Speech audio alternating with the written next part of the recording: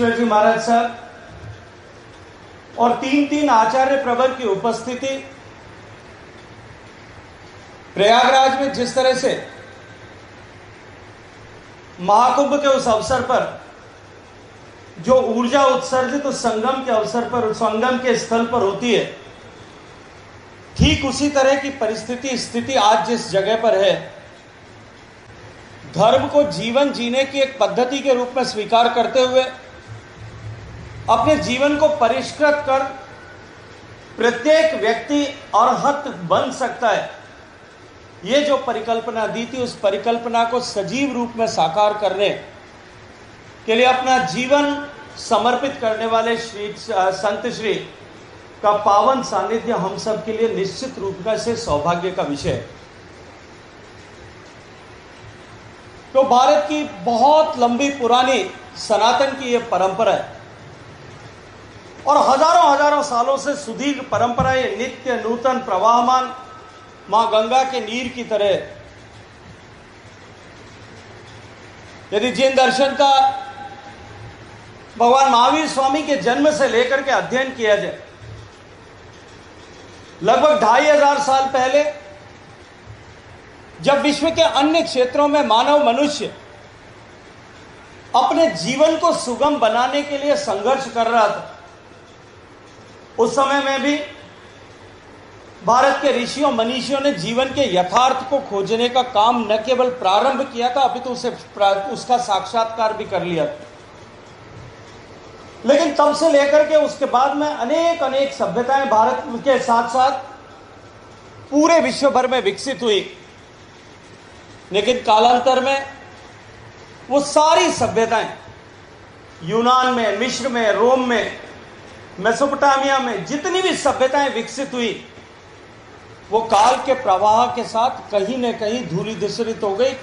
काल के प्रवाह में समाहित हो गई। लेकिन भारत की यह परंपरा नित्य नूतन निरंतर बनी रही। यदि इसके दृष्टि पीछे खोज की जाए तो एकमात्र कारण यदि उसका कोई है तो वो है भारत की यह महान साधु परंपरा, जिन्होंने भारत की इस सनातन परंपरा को अलग अलग मार्ग से चलकर निरंतर प्रवाहमान बनाए रखने के लिए समाज में चेतना के भाव का उदय किया था। अनेक कठिन परिस्थितियों के दौर से निकल करके जब भारत की सनातन परंपरा को नष्ट भ्रष्ट करने के प्रयास हुए, पहले तलवारों की ताकत के आधार पर इस सनातन परंपरा को नष्ट करने के प्रयास किए गए, लेकिन तब भी तलवार उठाने वाले लोगों को इस जैन शासन परंपरा, जिन शासन परंपरा के साधुओं ने अपने व्यक्तित्व से, अपनी चेतना से, अपने शब्दों से उनको प्रभावित करके भी उन्हें सन्मार्ग पर, अहिंसा के मार्ग पर लाने का पुनीत कार्य किया। लेकिन उसके बाद में भी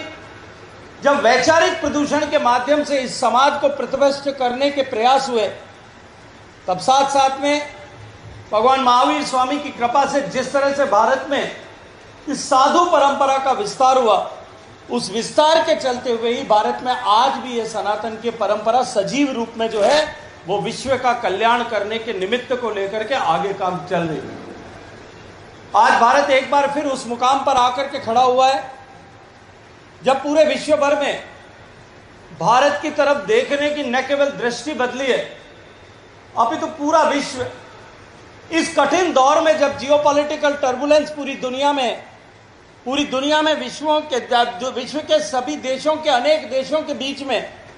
अलग अलग तरह के संघर्ष दिखाई दे रहे हैं,